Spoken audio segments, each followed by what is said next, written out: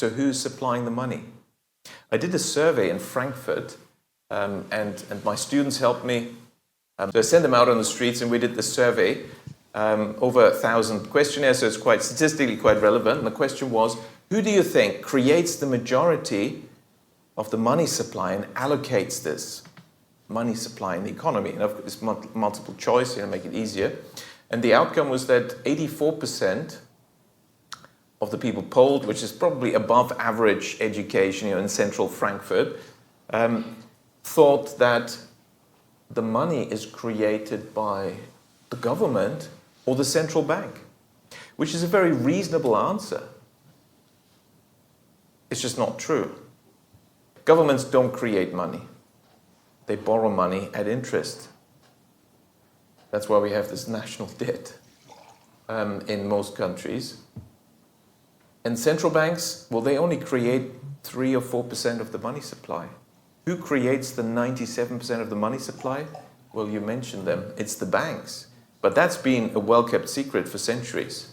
Initially, it was well-kept because both parties in the bank activities had an interest in keeping it secret, because until 350 years ago, all over Europe, usury was forbidden in Europe.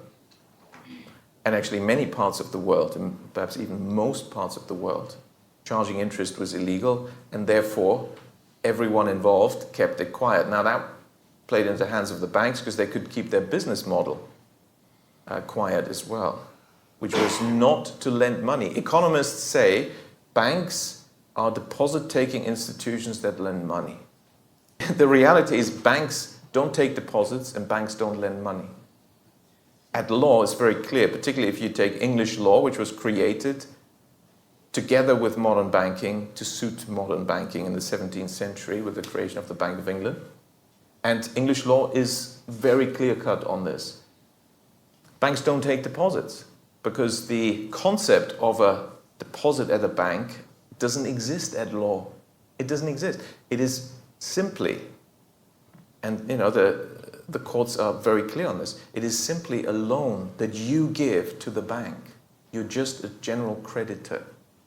There's no such thing as a deposit. It's not a deposit in any sort of sense that we use it. It's not held in custody. It's not a bailment. It's not warehoused. No, it is a loan to the bank. So banks don't take deposits. But surely banks lend money. No, they don't.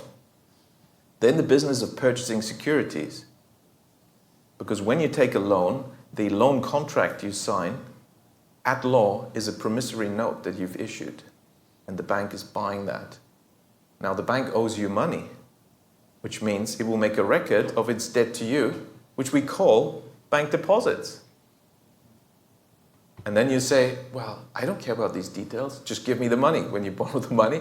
And the banker will say, you'll find it in your account if they're careful. They may say, we've transferred it to your account. That would be wrong.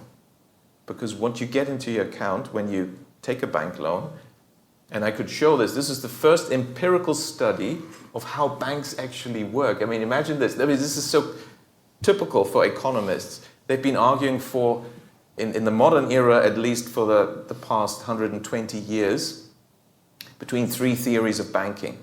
The currently dominant one is the financial intermediation theory, which says that banks gather deposits, do their analysis, credit rating, risk assessment, all that, and then give out the loan. They're just intermediaries like non-banks. It's the same thing. And then there's the fractional reserve theory, which is a bit older, which says each bank is a financial intermediary, but in aggregate something strange happens. Banks create money. And then there's a third theory, the oldest, which says credit creation theory, banks create money. And when a bank gives a loan, it newly creates money out of nothing, which seems a bit, hard to believe. So let's use the scientific research methodology. I mean, that's the scientific thing to do. Let's test the 3 theories, and they differ in the question of when the loan is given out, where does the money come from? The financial intermediation theory says it comes from deposits. The fractional reserve theory is slightly complicated, but essentially says it comes from reserves held at the central bank, excess reserves. And then the credit creation theory says it doesn't come from anywhere. It's newly created out of nothing, and then it's often polite to put this in Latin, ex nihilo, because then it sounds like something's happening out of nothing. Okay. Anyway, so but what's the scientific thing? Do a test. So I managed to do this. You need a bank, and that, of course, was a bit of a constraint. But I found a bank, and we could do the test. And the conclusion was, of course, as you know by now, banks create money out of nothing. And so when you take out that loan, and it's the money is given to you, it's booked into your account at the bank, because that's a record of the bank's debt to you arising from the loan contract. It's essentially an accounts payable liability that the bank now represents as a different type of liability called customer deposits. In common usage, at law, it's just a loan to the bank.